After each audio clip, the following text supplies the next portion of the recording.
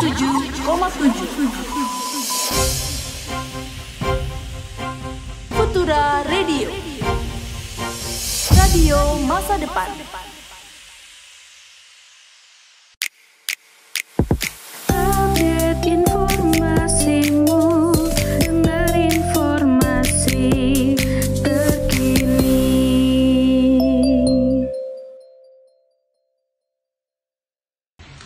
Selamat malam pendengar, kembali lagi bersama saya Aisyah Aulia dalam program acara Divorsi, dengar informasi terkini.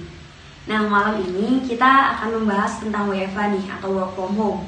Sebenarnya apa sih WFH itu? Lalu bagaimana kebijakannya? Seperti apa keberlangsungan di Indonesia? Serta apakah hak para pekerja sudah terpenuhi?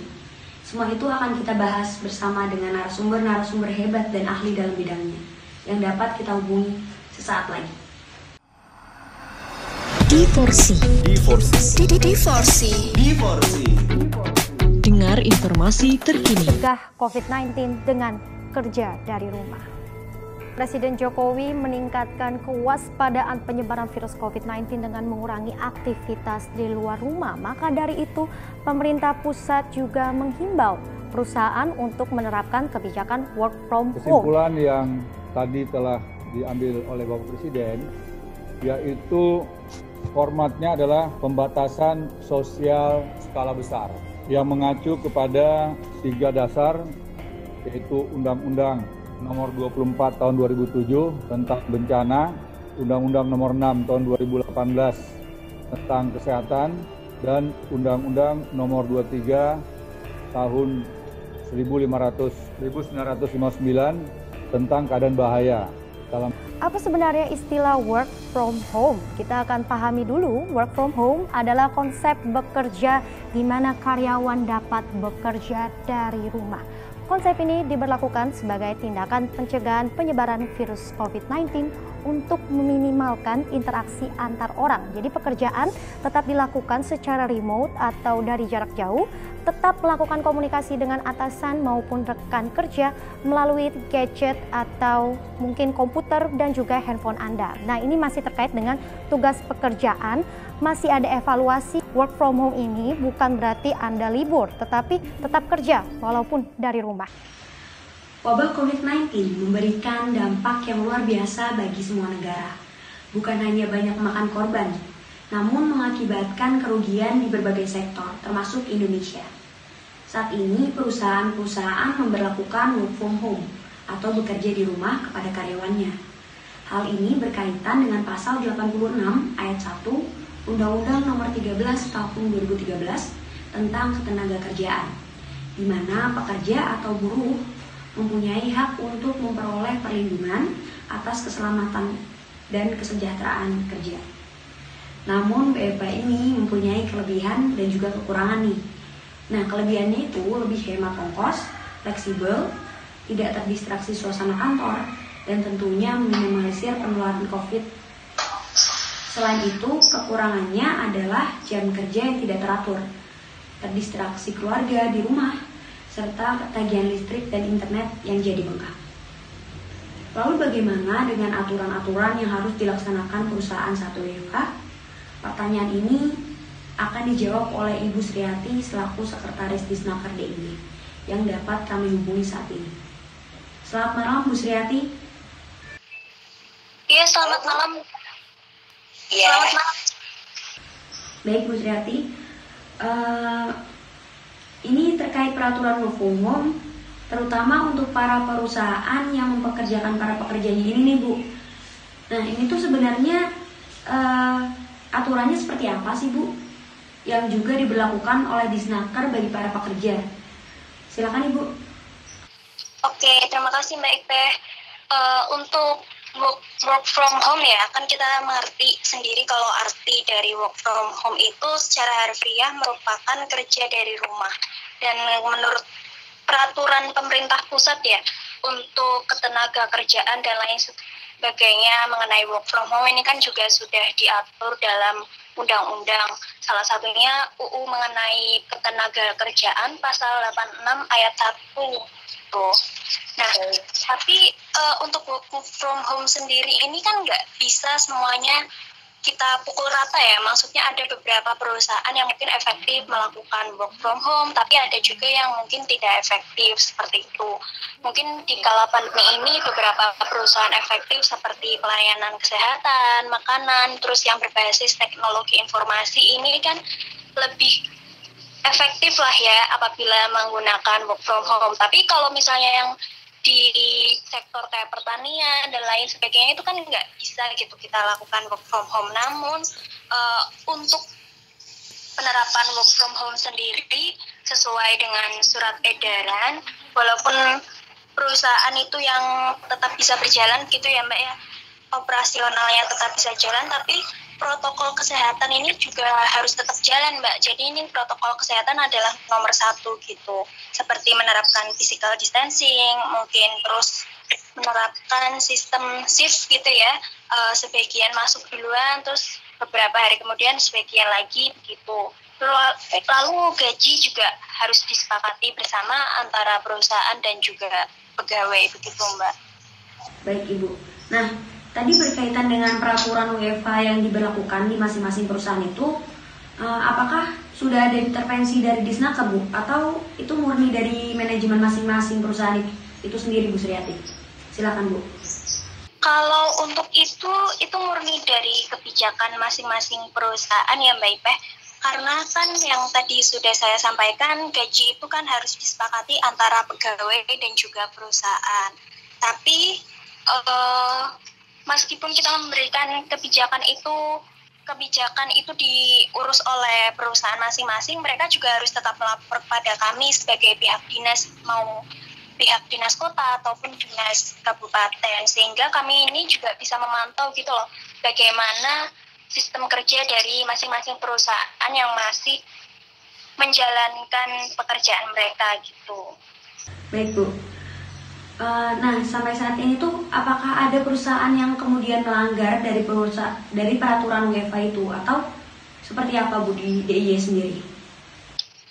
Kalau untuk di DIY sendiri sampai saat ini belum ada ya Mbak. Mungkin kalau di kota-kota besar seperti Jakarta kemarin kan banyak yang melanggar ya, tapi untuk di daerah istimewa Yogyakarta sendiri sih belum ada gitu. Baik Ibu. Nah, pertanyaan terakhir nih Bu, upaya apa sih Bu yang udah dilakukan oleh Disnaker bagi para pekerja yang terdampak oleh pandemi COVID ini Bu, yang kemudian dirumahkan atau tidak bisa bekerja lagi Bu? Seperti apa Bu? Upaya ya Mbak ya, kalau untuk upaya kita tentunya menghimbau kepada para pekerja gitu ya, untuk mengikuti program nasional yang mungkin Mbak Ipa juga udah tahu, yaitu Kartu Prakerja. Kita juga udah sosialisasi kalau mereka bisa melakukan daftar mandiri gitu. Dan ini kita utamakan yang ikut Kartu Prakerja ini yang terkena PHK seperti itu ya Mbak ya.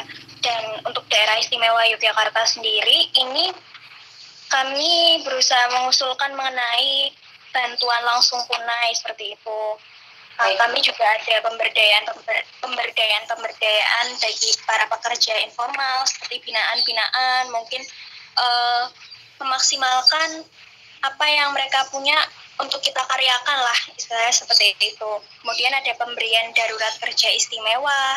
Jadi kalau pemberian darurat kerja istimewa sendiri ini semacam padat karya begitu ya bagi komunitas pasar tradisional. Jadi ini udah kita gagas selama 3 bulan tapi baru jalan Mei ini ya. Semoga kedepannya ini bisa berjalan lebih lama nih. Baik Ibu, semoga ya Bu. Baik, terima kasih Bu Suryati atas waktunya. Nah, terima kasih Bu. Nah, setelah kita tahu nih apa saja peraturan dan juga sanksi yang akan didapatkan oleh perusahaan, mari kita lihat realita yang terjadi di Indonesia saat ini. Apakah perusahaan sudah mematuhi aturan? Dan bagaimana keberlangsungan dunia usaha pada saat UEFA? Kita bahas sesaat lagi. Update informasimu.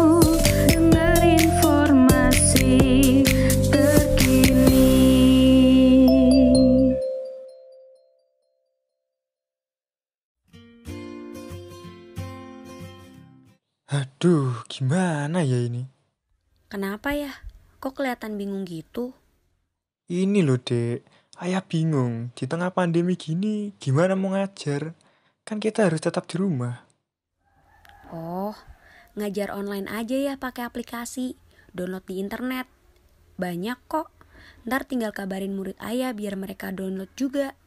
Kan dengan begitu ayah bisa mengajar di rumah. Aduh, ayah nggak ngerti aplikasi yang mana. Bantu ayah downloadin ya. Siap ayah. Work from home atau kerja dari rumah merupakan cara yang efektif untuk memutus rantai penularan virus corona. Bukan hanya kita tidak perlu lagi keluar rumah, tapi juga mempercepat proses kinerja kita. Tetap di rumah dan selalu jaga kesehatan. Kembali lagi bersama saya Aisyah Ulia dalam program acara Divorsi. Dengar informasi terkini. Di Indonesia saat ini kebijakan WFH berbeda-beda di setiap daerahnya. Apalagi saat ini ada daerah yang menerapkan PSBB, ada juga yang tidak. Untuk mengetahui bagaimana keadaan sesungguhnya yang terjadi, saat ini kami sudah terhubung dengan salah satu koresponden kami, yaitu April yang berada di Jakarta Selatan, untuk menyampaikan laporannya mengenai kondisi di Jakarta Selatan. Apakah sudah mengikuti aturan pemerintah atau belum? Silakan April laporannya. Halo pendengar Divorsi, saya Rafif, saya koresponden dari Jakarta Selatan. Di sini saya mau melaporkan keadaan Jakarta Selatan. Jakarta Selatan saat ini relatif masih sepi ya dibandingkan sebelum adanya COVID-19 ini, karena transportasi umum dibatasi beroperasi sampai jam 7 malam, baik itu LRT maupun MRT maupun busway. Untuk restoran beberapa sudah ada yang mulai beroperasi, tetapi hanya melayani take away atau dibawa ke rumah. Untuk mall di daerah Jakarta, setahu saya masih ditutup ya. Status pembatasan sosial berskala besar masih diberlakukan. Dan untuk wacana new normal yang akan dicanangkan oleh Bapak Presiden Joko Widodo sekitar Jakarta Selatan, belum ada perubahan karena mungkin masih wacana. Mal-mal masih ditutup dan restoran masih dibatasi untuk aktivitasnya. Itu yang dapat saya laporkan. Sekian laporan dari saya Rafif, koresponden dari Jakarta Selatan, kembali ke studio. Baik, terima kasih April laporannya. Untuk melihat dan memperjelas lagi, kita akan membandingkan bagaimana kondisi di Semarang. Nah, saat ini kita sudah terhubung nih dengan reporter kita, yaitu Aisyah yang berada di Semarang. Silakan Aisyah laporannya. Baik, selamat pagi pendengar. Saat ini saya sedang berada di kota Semarang, Jawa Tengah, dan bisa saya gambarkan situasi di kota Semarang cukup ramai dan rutinitas warga Semarang seperti berbelanja, bekerja, dan juga berpergian normal seperti biasanya.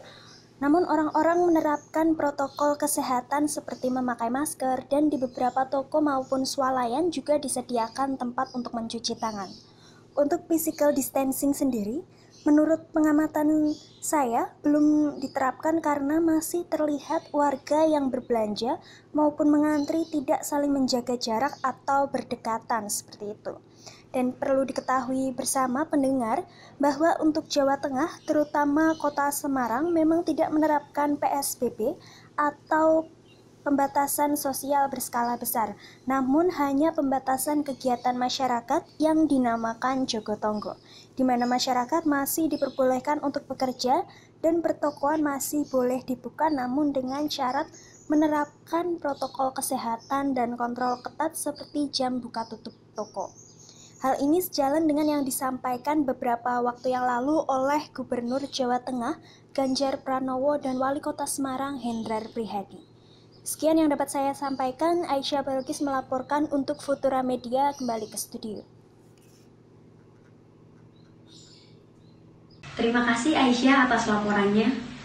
Nah, berdasarkan UU nomor 13A tahun 2020 tentang perpanjangan status keadaan tertentu darurat bencana wabah penyakit akibat virus corona, Indonesia telah menetapkan pada poin kedua bahwa status keadaan tertentu darurat terkait wabah corona diperpanjang selama 91 hari. Terhitung sejak tanggal 29 Februari 2020 sampai dengan 29 Februari 2020. Maksud saya 29 Mei 2020. Faktanya yang sudah kita bahas sebelumnya, ternyata masih ada saja perusahaan yang bandel. Dan pastinya perusahaan tersebut akan mendapatkan sanksi berupa hukuman pidana yang sudah diatur dalam Undang-Undang Nomor 4 Tahun 1984 tentang wabah penyakit menular. Menurut Pasal 14 Ayat 1 Undang-Undang Wabah, bagi siapa saja yang menghalangi pelaksanaan penanggulangan wabah diancam dengan pidana penjara maksimal 1 tahun dan denda maksimal 1 juta rupiah. Pandemi virus corona atau COVID-19 memiliki dampak negatif terhadap keberlangsungan sektor industri. Data dari Asosiasi Pengusaha Indonesia atau APindo menunjukkan PHK di sektor perhotelan mencapai 20 hingga 35%. Sementara itu, Asosiasi Pertekstilan Indonesia atau API menyatakan suplai bahan baku dan suku cadang mesin industri garmen dari Tiongkok berhenti sejak Januari. Kita menghimbau mereka untuk ikut program nasional, yaitu program Kartu Prakerja. Itu pastinya kita melakukan sosialisasi agar para pekerja terdampak ini bisa melakukan pendaftaran secara mandiri untuk bisa mendapatkan program Kartu Prakerja. Itu yang pertama. Kemudian yang kedua gitu, karena ternyata untuk pekerja terdampak yang istilahnya domisilinya atau KTP-nya itu DIY itu juga ternyata jumlahnya cukup banyak, 32.000 lebih. Nah, kami juga berupaya untuk mengusulkan ke pemerintah daerah DIY untuk bisa mendapatkan bantuan BLT ya, bantuan langsung tunai. Meskipun kita juga belum tahu hasilnya seperti apa gitu, tapi data itu sudah masuk ke Pemda. Nah, setelah pembahasan tadi, kita jadi semakin jelas nih tentang WFH dan realita yang ada di Indonesia itu bagaimana. Aturan-aturan dan sanksi yang berlaku apabila melanggar bisa menjadi pedoman bagi perusahaan untuk bisa mengikuti anjuran pemerintah. Sesaat lagi kami akan menghubungi salah satu pengusaha untuk menanyakan pendapat tentang kebijakan WFH ini. Jadi jangan kemana-mana, tetap di D4C.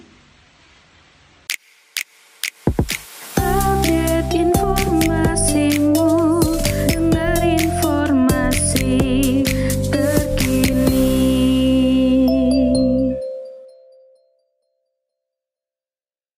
Di rumah aja, di rumah aja, di rumah aja, di rumah aja, di rumah aja, jangan kemana-mana, di rumah aja. Oh apa tuh, oh apa tuh, oh apa tuh, di rumah sana, makan yang motor, rumah pola batu, biar terlalu masak. Di rumah juga, emang mau bangun, mulai kacungkan, di Banua, bondo bawa ngiri balae, Cio bola, ribalak mako, di sapu kali, nubelejo, karena maaf, karena maafan do, di rumah aja lah, di rumah ini, di mana kino, di rumah Jawa, D4C. Dengar informasi terkini. Nah, kembali lagi bersama saya Aisyah Aulia dalam program acara D4C. Dengar informasi terkini. Nah, setelah tadi nih kita udah membahas WFH dari sisi pemerintah, saat ini kita akan membahas dari sisi perusahaan. Apa sih yang dirasakan sebuah perusahaan dalam menjalani keberlangsungan usahanya di tengah pandemi COVID-19 ini? Nah, sebelum masuk ke dalam pembahasan, mari kita lihat video berikut ini. Ya, saudara, work from home atau penutupan sementara perusahaan-perusahaan atau perkantoran di DKI Jakarta, di beberapa kota, dan juga sudah dihimbau tidak saja oleh pemerintah provinsi atau pemerintah kota, tetapi juga sudah dilakukan oleh Presiden Republik Indonesia. Dengan kondisi ini, saatnya kita kerja dari rumah, belajar dari rumah, ibadah di rumah. Negara sudah meminta agar kita berhenti dulu beraktivitas untuk menekan lajunya atau cepatnya penyebaran virus corona. Apakah kemudian penutupan sementara kantor-kantor ini sudah dipatuhi? Jika ada yang belum melakukannya, pabrik-pabrik terutama, mengapa ini belum dilakukan? Apa yang kemudian harus disiapkan juga oleh pemerintah? Sejak tanggap darurat bencana virus corona baru atau COVID-19 berlaku, pemerintah ibu kota mengimbau penutupan tempat hiburan yang mengundang orang-orang untuk berkumpul. Selain itu, seruan Gubernur DKI Jakarta Anies Baswedan nomor 6 tahun 2020 ini juga meminta semua aktivitas perkantoran ditutup. Kepala Dinas Tenaga Kerja, Transmigrasi dan Energi DKI Jakarta Andrian Syah mengatakan sudah 1.262 perusahaan di Jakarta yang telah melakukan langkah-langkah pencegahan COVID-19 sesuai seruan Gubernur DKI. Setidaknya, setengah dari kasus positif corona berada di Jakarta. Jumlah ini diprediksi terus bertambah jika rantai penyebaran tidak diputus. Salah satu caranya adalah dengan seruan bekerja dari rumah atau work from home. Namun sebagian perusahaan lain masih melaksanakan kegiatan perkantoran. Meski demikian, perusahaan tetap harus menerapkan jaga jarak antar karyawan, berupa masing-masing meja dan kursi diberi jarak 1 hingga 1,5 meter. Karyawan tidak boleh berkumpul secara dekat dan tak ada bersalaman tangan. Selain itu, perusahaan juga mesti menyediakan hand sanitizer di sejumlah sudut. Meski tak banyak perusahaan yang menyediakan masker untuk karyawannya. Nah, setelah melihat VT tadi, kita jadi lebih tahu nih bagaimana WFH bagi perusahaan. Untuk lebih jelasnya, saat ini kami sudah terhubung dengan Bapak Wawan Sasongko, Kepala HRD PT Pangan Sari Utama. Ya. Selamat malam. Selamat malam Pak Sasongko. Iya. Nah, bagaimana nih Pak usaha Bapak di tengah pandemi COVID-19 ini? Masih berjalan seperti biasa atau mungkin mengalami kendala Pak? Silakan Pak. Kalau untuk masalah proses dalam perusahaan yang saya kelola ini, untuk masalah berjalan lancar ataupun tidaknya, di sini kita tetap berjalan seperti biasanya. Karena apa? Karena perusahaan kita ini termasuk ke dalam 11 perusahaan yang dikategorikan oleh pemerintah untuk tetap berjalan di tengah pandemi COVID-19 ini, Mbak. Baik, Pak. Nah, ternyata usaha Bapak tetap berjalan seperti biasa ya, Pak. Lalu, apakah Bapak mengikuti prosedur keselamatan yang sudah ditetapkan oleh pemerintah, Pak? Kalau untuk prosedur yang sudah ditetapkan oleh pemerintah, kita itu pastinya telah kita laksanakan ya Mbak ya. Ya seperti itu. Baik, seperti apa ya Pak prosedur-prosedur itu? Bisa tolong dijelaskan Pak? Ya prosedur yang kita jalankan seperti halnya sudah diminta oleh pemerintah, misalnya seperti menggunakan masker, habis itu mencuci tangan dan menjaga jarak aman, itu akan tetap kita lakukan dan kita beri himbauan dan juga kita berikan kebijakan kepada seluruh karyawan kita gitu Mbak. Baik Pak. Nah apakah ada sistem yang berbeda untuk para pekerja sebelum terjadinya pandemi ini dan sesudah terjadi Pak? Dari sistem untuk bekerjanya Pak? Kalau untuk sistem paling kita hanya membedakan di physical distancing-nya ya Mbak ya. Yang biasanya mereka itu melakukan jarak yang secara sewajarnya dan habis itu tidak ada batasan. Tapi untuk di tengah COVID-19 ini kita memberlakukan ketentuan physical distancing secara misalnya seperti jarak yang sudah ditentukan yaitu minimal 1 meter ya paling seperti itu Mbak. Baik Pak.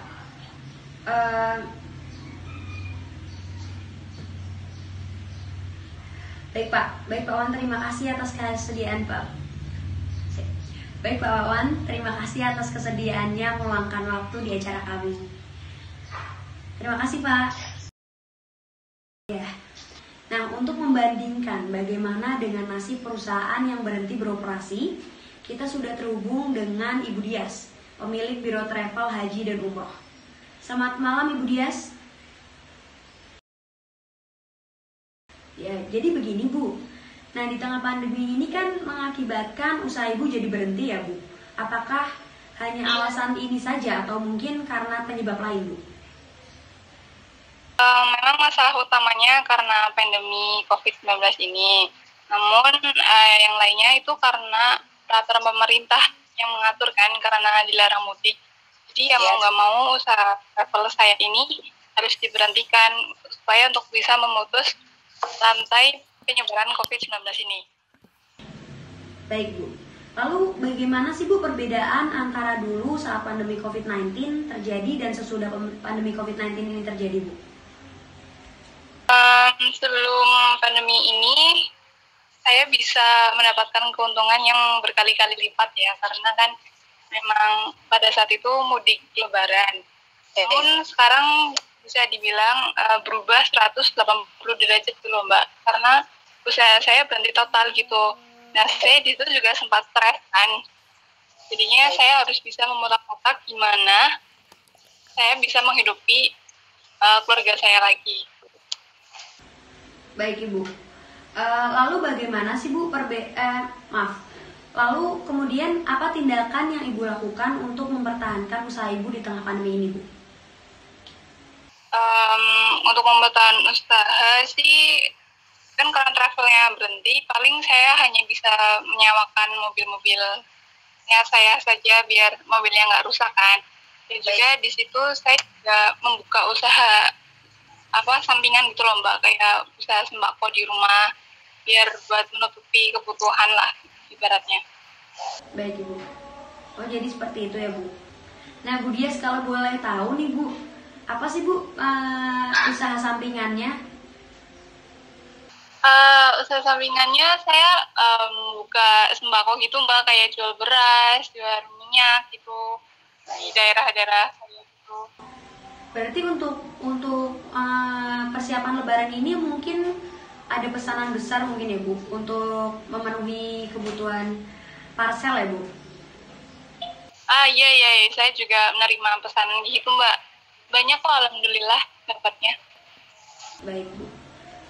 Tapi dengan berarti kan Ibu Dias menyewakan mobilnya ya Bu?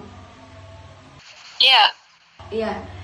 Nah untuk di saat ini kan banyak tuh yang disewakan, kan menyewakan mobil. Nanti untuk keluar kota itu banyak sekali yang di perbatasan luar kota itu disuruh putar balik ya Bu sama polisinya, dengar-dengar. Itu mungkin kalau misalkan ada kayak gitu, itu ada surat jalannya atau mungkin seperti apa Bu? Iya. Ibarat kan saya dikasih surat kalau ini tuh mobil sewa bukan mobil pribadi, jadi ya nggak mungkin untuk di kita sih. Berarti itu bukan pengangkut penumpang ya Bu, bukan pengangkut barang ya? Kalau buat barang bisa kali ya, nggak tahu deh Pak. Baik Bu, terima kasih Bu Dias sudah bersedia meluangkan waktunya bersama kami. Terima kasih Bu. Ya, matiin ya. Ya. Presiden Jokowi melalui Impres nomor 4 tahun 2020 mengenai refocusing kegiatan, maksud saya refocusing kegiatan, realokasi anggaran serta pengadaan barang dan jasa, menginstruksikan kementerian, lembaga, gubernur, bupati, atau wali kota untuk melakukan pemangkasan dan perencanaan tahun 2020, sehingga ada anggaran yang diprioritaskan untuk menanggulangi COVID-19. Menaker menerbitkan surat edaran tentang perlindungan buruh dan kelangsungan usaha terkait COVID-19. Dalam SE Menaker ini disebut para gubernur diminta melaksanakan perlindungan pengubahan bagi pekerja atau buruh terkait pandemi COVID-19. serta mengupayakan pencegahan penyebaran dan penanganan kasus terkait COVID-19 di lingkungan kerja. Sedangkan bagi perusahaan, melakukan pembatasan kegiatan usaha akibat kebijakan pemerintah di daerah masing-masing guna mencegah dan penanggulangan COVID-19, sehingga menyebabkan sebagian atau seluruh pekerja tidak masuk kerja. Nah, dengan mempertimbangkan kelangsungan usaha ini, maka terjadi perubahan besar dan cara pembayaran upah pun dilakukan sesuai dengan kesepakatan antara pengusaha dengan pekerja. Meskipun awalnya sempat berpengaruh ke pekerjaan saya sebagai jurnalis video karena sulit untuk bertemu narasumber secara langsung, namun saat ini wawancara bersama narasumber bisa dilakukan melalui video call atau aplikasi sedisnya, jadi ya nggak terlalu ribet. Sekarang masih bisa lah kalau misalnya kita untuk menyampaikan informasi kepada masyarakat. Terkait dengan hak saya sendiri belum bisa merasakan ya, karena bekerja sebagai jurnalis video sangat krusial. Bagaimanapun harus tetap siaga sebagai penyalur informasi yang aktual kepada masyarakat. Dengan WFA, saya merasa pekerjaan saya kurang efektif karena seharusnya saya bisa bekerja di luar, tetapi ini hanya di rumah saja. Menurut saya, kebijakan WFA yang dibuat pemerintah ini belum memenuhi hak sebagai pekerja. Satu, saya biasanya bisa menghasilkan pekerjaan di luar bekerja, tapi sekarang hanya di rumah saja, jadi penghasilan untuk di luar menjadi berkurang. Untuk tatap muka dengan nasabah juga berkurang. Di perusahaan tempat saya bekerja belum menerapkan WFH karena saya bekerja di pabrik alat komunikasi atau gadget dan juga alat-alat kesehatan.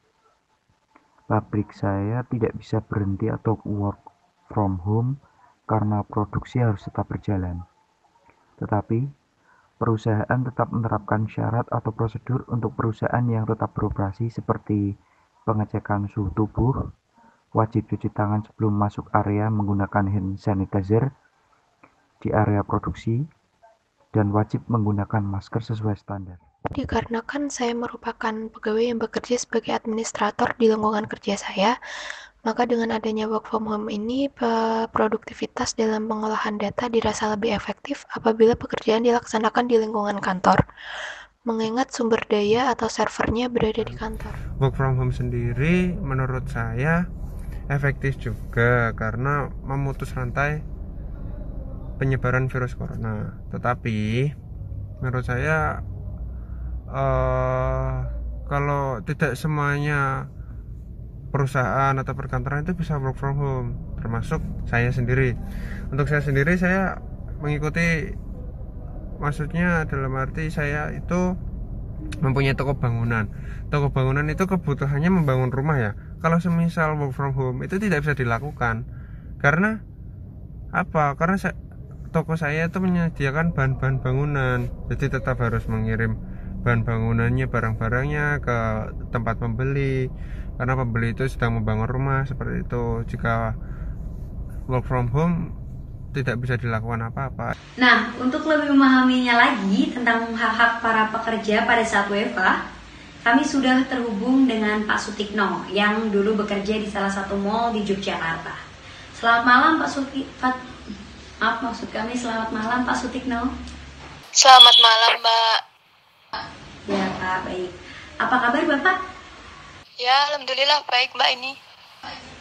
Pak, boleh tolong didekatkan lagi dengan mic-nya Pak, karena suaranya terlalu kecil. Iya, segini ya Mbak. Ya Mbak. Oh iya, baik. Baik Pak. Terima kasih Pak.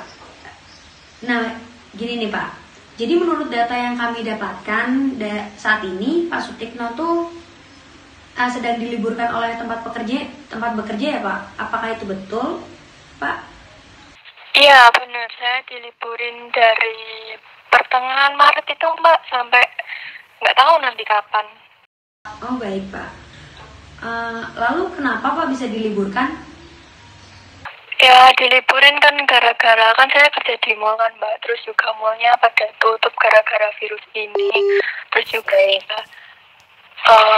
nggak ada pengunjung kan ya Mbak, jadi dari pihak mall meliburkan gitu. Oh baik Pak. Apakah Bapak tetap menerima hak Bapak dari tempat Bapak bekerja ketika diliburkan?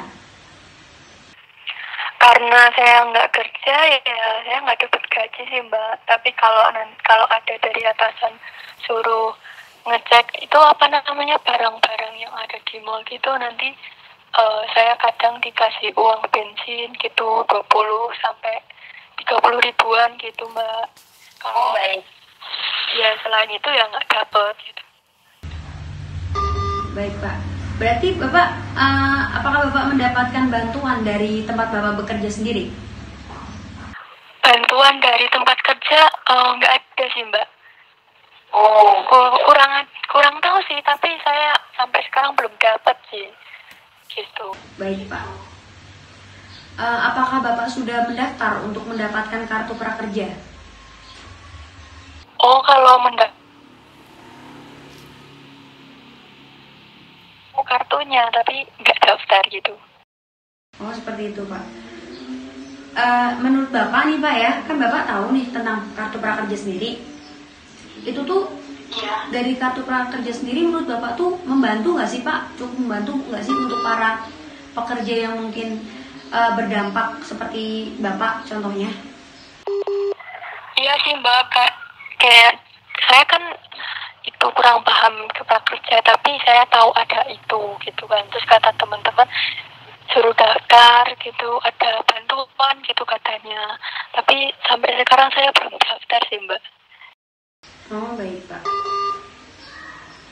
Nah selain kartu prakerja nih Pak yang tadi kita obrolin, apakah Bapak menerima bantuan lain Pak dari pemerintah?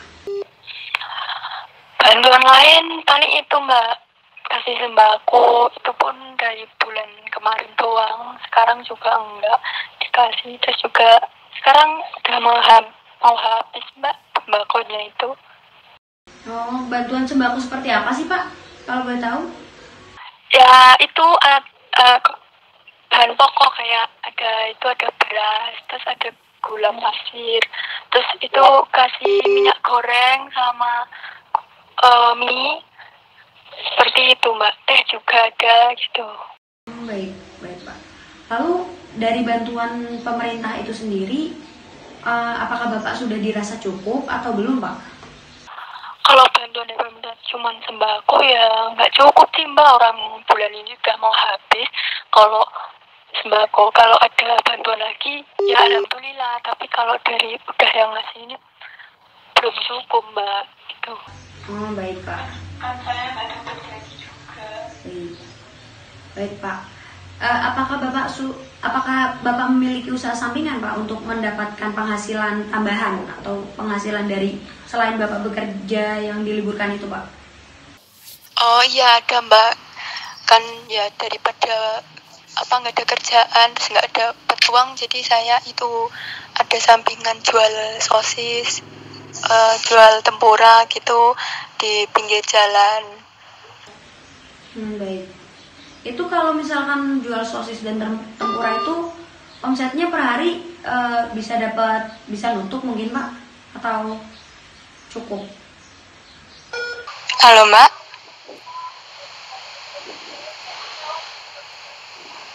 Halo. Malah tutup. Halo Pak. Iya Mbak, tadi nggak dengar. Pertanyaannya apa ya Mbak? Baik Pak. Sebentar. Iya. Ulangin dari mana? Oke, maaf. Pendengar tadi ada sedikit kendala dari jaringan. Tadi kan Bapak memiliki usaha sampingan ya Pak, menjual tempura. Iya. Apakah itu sudah dirasa cukup atau masih kurang Pak? Dari penghasilan itu sendiri? Oh iya, kalau dibandingin sama gaji saya terus sama penghasilan ini ya beda jauh sih Mbak. Tapi karena baru itu penghasilannya ya dicukup-cukupin untuk kebutuhan sehari-hari gitu Mbak. Baik. Itu kalau boleh tahu Bapak berjualannya di mana ya Pak? Di itu Mbak, di pinggir jalan di daerah Klaten gitu Mbak. Baik.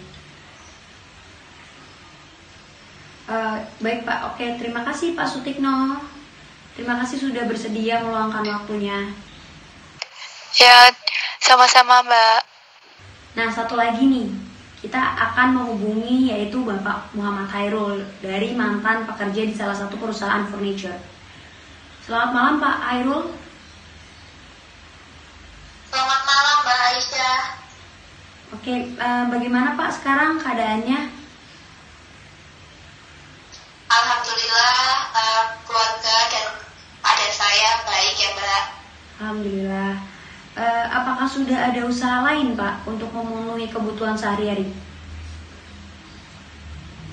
Usaha lain sih semenjak ini saya belum ada usaha lain. Saya cuma menjalankan usaha mie ayam online yang saya tekunin beberapa bulan terakhir ini sih Mbak untuk mencukupi kebutuhan sehari-hari.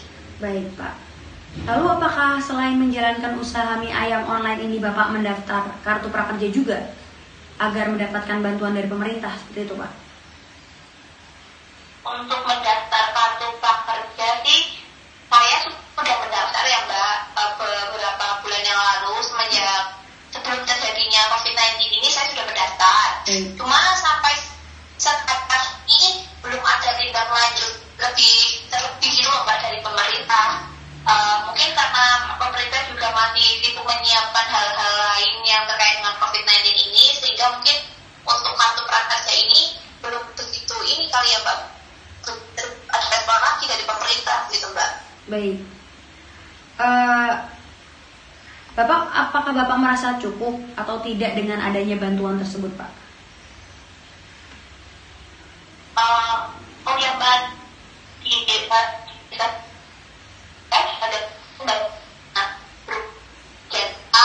itu setiap bulan sekali. Nah, ini sih alhamdulillah ya cukup-cukupin aja ya Pak bantu dari pemerintah. Karena mereka kebutuhan dari nanti juga maksudnya mau nggak mau uang itu harus ditambah usahakan Mbak ya itu nggak modal usaha itu ya. Jadi Baik Pak. Nah selain dari pemerintah, apakah Bapak mendapatkan bantuan lain juga seperti sembako mungkin atau yang lain Pak? Kalau untuk bantuan dari pemerintah sih cuma uang saja ya Mbak yang disalurkan lewat RT RW. Nah untuk bantuan lain paling kalau ada pengusaha-pengusaha atau donatur Mbak biasanya datang tuh ke desa-desa terus survei siapa saja yang berhak mendapat. Tuh biasanya keluarga saya alhamdulillah dapat bantuan itu sih Mbak. Biasanya dapat bantuan sembako kayak beras, minyak, teh gula seperti itu, dan alhamdulillah itu membantu juga sih Mbak bantuan seperti itu. Baik Pak, terima kasih. Terima kasih Pak Daru atas waktunya. Semoga usaha Bapak yang baru ini bisa lancar dan sukses ya Pak. Ya, amin Mbak. Ya. Nah ternyata banyak yang tidak mempunyai pekerjaan akibat COVID-19 ini. Namun ada juga yang banting setir untuk melakukan usaha apapun itu agar kebutuhan sehari-hari mereka bisa terpenuhi. Oke baik, kami akan membuka sesi pertanyaan kepada pendengar di rumah nih dengan cara mengirimkan pertanyaan di akun sosial media kami.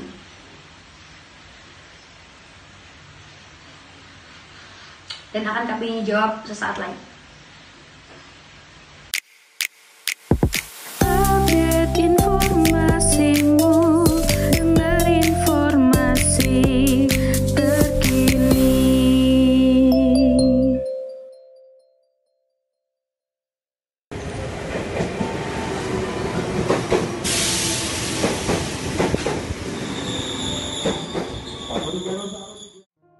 Ketika aku duduk di dalam kereta, aku menyaksikan berbagai aktivitas di dalamnya. Ada yang sibuk dengan gadget, ada yang tertidur karena lelah yang dirasakan, ada yang bekerja karena itu memang kewajibannya. Namun, di saat jam berangkat atau pulang kerja semuanya terlihat. Masyarakat yang berdesakan masih ada, yang tidak peduli terhadap orang yang membutuhkan. Terlebih sekarang, maraknya penyebaran virus COVID-19 yang mengharuskan masyarakat melakukan social distancing. Pedulilah terhadap sesama, jangan lupakan arti sebuah sosial. Untuk sekarang, mari kita buktikan kepedulian dengan hashtag di rumah aja. Divorsi. Dengar informasi terkini. Update informasimu, dengar informasi terkini.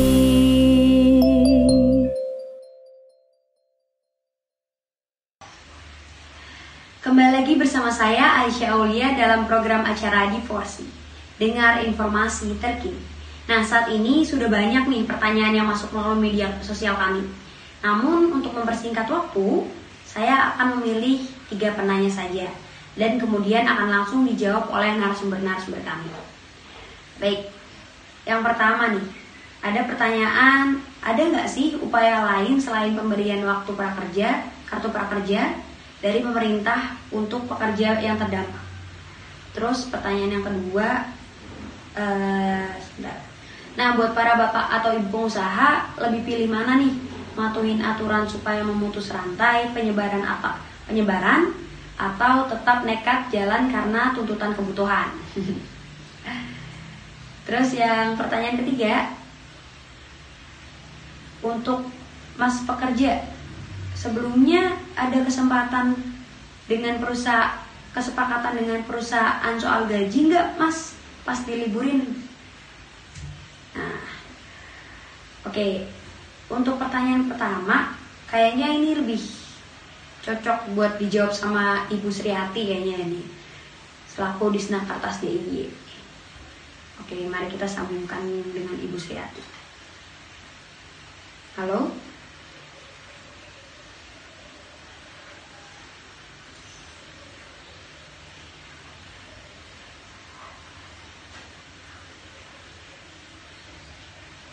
Oke.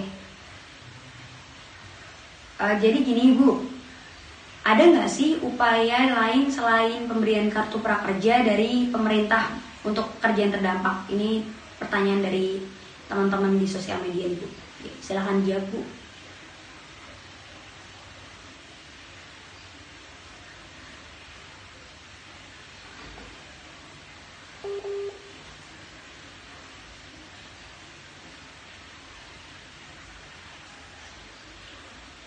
Baik, nah untuk pertanyaan kedua nih, lebih baik kayaknya lebih enak buat ditanyain ke Pak Wawan nih, selaku pengusaha HRD PT Pangansari Raya. Maksud saya Pangansari Utama. Oke. Halo Pak Wawan? Halo Pak Wawan? Pak, maaf Pak, masih dibisukan Pak.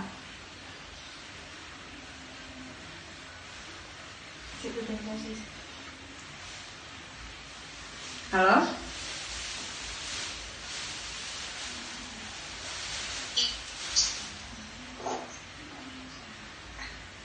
Pak Wawan? Masih dibisukan Pak.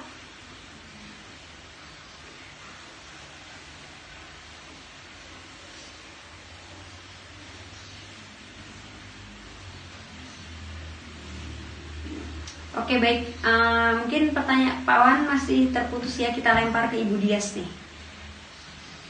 Oke, kita lempar ke Ibu Dias. Halo, Bu Dias? Iya, halo Mbak. Halo Bu Dias, nah jadi gini Bu, nih ada yang tanya nih di sosial media kita. Pertanyaannya gini Bu, buat para bapak ibu pengusaha nih, lebih pilih mana? Matuhin aturan supaya memutus rantai penyebaran atau tetap nekat jalan karena tuntutan kebutuhan Ibu? Silakan Ibu, bisa dijawab. Oke, kalau dari saya sendiri, saya lebih memilih untuk mematuhi peraturan pemerintah. Ya, seperti yang saya sudah lakukan, saya memberhentikan usaha travel saya agar banyak orang yang tidak mudik kan. Ya mending susah sekarang untuk beberapa saat ketimbang saya harus nekat, nanti malah tambah panjang kan pandeminya. Baik Bu. Oke, terima kasih Ibu. Nah, untuk pertanyaan ketiga nih, kayaknya lebih cocok untuk ditanyain ke lanjut Pak Wawan, sebentar. Kita lanjut Pak Wawan untuk menjawab pertanyaan yang kedua.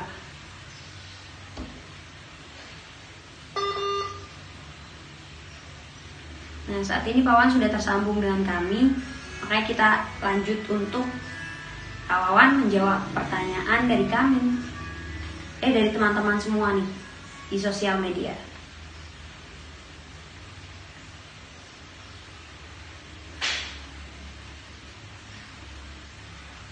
Halo? Halo Pak Wawan?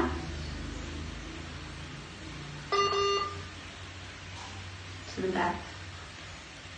Kita tunggu sambungan Pak Wawan. Halo Pak Wawan? Jadi gini Pak, tadi ada pertanyaan, halo selamat malam Pak. Ada pertanyaan dari teman-teman di sosial media kita nih. Nah, pertanyaan begini Pak, buat para bapak atau ibu pengusaha lebih pilih mana nih? Matuhin aturan supaya memutus rantai penyebaran atau tetap nekat jalan karena tuntutan kebutuhan nih Pak? Silakan Pak, bisa dijawab.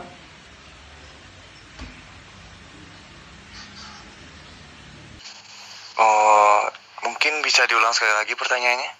Nah baik Pak, jadi begini Pak, Bapak lebih memilih untuk mematuhi aturan supaya memutus rantai penyebaran atau tetap nekat jalan karena tuntutan kebutuhan itu sendiri Pak? Ini dua hal yang mungkin bisa kita katakan hal yang cukup bisa dibilang sulit ya. Yang pertama itu kita mengikuti aturan untuk memutus mata rantai penyebaran COVID-19. Yang kedua pertanyaannya yaitu pilihannya yaitu tetap berjalan karena sesuai dengan kebutuhan. Karena posisinya di sini untuk masalah sesuai dengan kebutuhannya di sini saya pribadi agak cukup terdengar ambigu ya Mbak ya. Kadang kan seperti yang kita tahu pemerintah itu melarang perusahaan yang bergerak ataupun yang berjalan di luar dari 11 perusahaan yang telah ditentukan pemerintah yang mesti harus dilarang di tengah pandemi COVID-19 ini. Jadi kalau untuk pilihannya jika kebutuhan itu merupakan kebutuhan kepentingan untuk masyarakat, menurut saya hal dari kedua pilihan ini mesti harus tetap dilakukan. Baik Pak. Itu ya Pak. Baik Pak, terima kasih Pak Wawan sudah menjawab pertanyaan dari sosial media kami. Baik, sama-sama. Nah untuk pertanyaan selanjutnya nih, kayaknya kita sambungin ke Pak Sutikno ya. Halo Pak Sutikno. Ya, halo Mbak. Nah gini nih Pak, jadi ini tadi ada pertanyaan dari sosial media kami nih Pak yang masuk. Ya, baik. Jadi seperti ini Pak pertanyaannya. Sebelumnya apakah ada kesepakatan dengan perusahaan Bapak soal gaji nggak untuk pas diliburin katanya? Oh, kalau untuk itu udah ada kesepakatan Mbak antara saya dan juga dari pihak mall tempat saya kerja gitu Mbak. Baik. Jadi ya nggak dapat gaji, tapi emang udah kesepakatannya gitu. Oh baik, seperti itu. Baik Pak, seperti itu ya Pak. Terima kasih Bapak. Iya, ya sama-sama Mbak.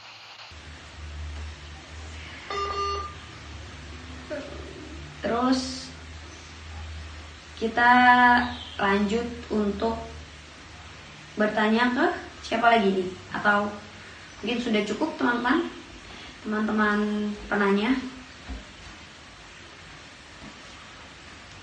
Nah kesimpulannya nih, jadi setelah kita mengulik tentang sistem work from home yang ada di Indonesia ini, bisa kita tarik kesimpulan bahwa tidak semua perusahaan melanggar aturan yang sudah ditetapkan pemerintah. Tapi tidak dipungkiri juga bahwa masih ada saja perusahaan yang bandel dan tidak menuruti peraturan pemerintah. Selain itu, banyak juga perusahaan yang terpaksa tutup nih karena tidak diizinkan beroperasi oleh pemerintah. Sedangkan para pekerja yang menjadi korban PHK masih luntang-lantung kesana kemari mencari pekerjaan baru. Disinilah bantuan pemerintah sangat-sangat dibutuhkan dan diperlukan untuk meringankan beban masyarakat yang membutuhkan. Sekian acara Divorsi malam ini. Sampai jumpa pada malam-malam selanjutnya untuk mengupas tuntas permasalahan yang ada di Indonesia. Selamat malam.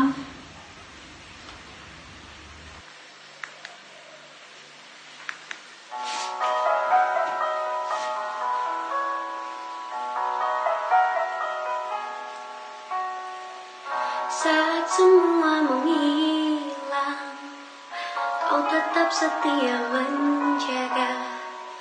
Kau berkorban tanpa suara demi senyum yang lain. Saat semua tertidur, kau terjaga sepanjang waktu. Lupakan lelah ragamu demi raga yang lain. Dunia telah tersenyum melihat kau bertaruh nyawa, tak pedulikan yang kau punya demi raga yang lain. Engkau pahlawan dunia, Tuhan yang kan membawa semua ceri lelah yang tak ternilai demi raga yang lain.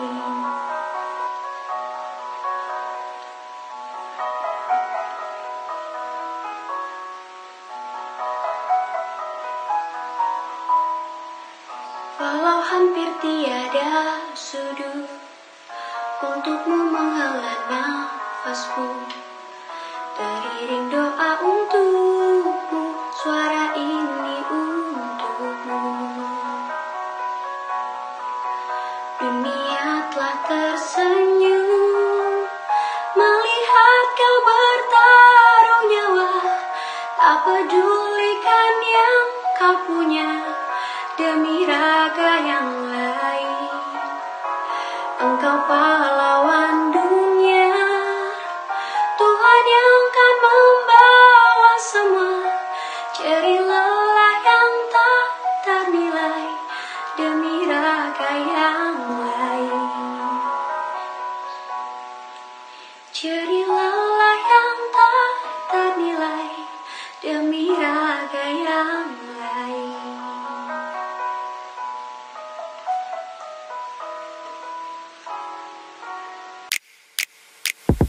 Update informasimu, dengar informasi terkini.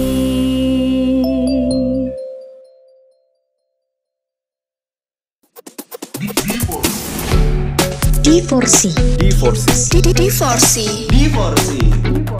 Dengar informasi terkini.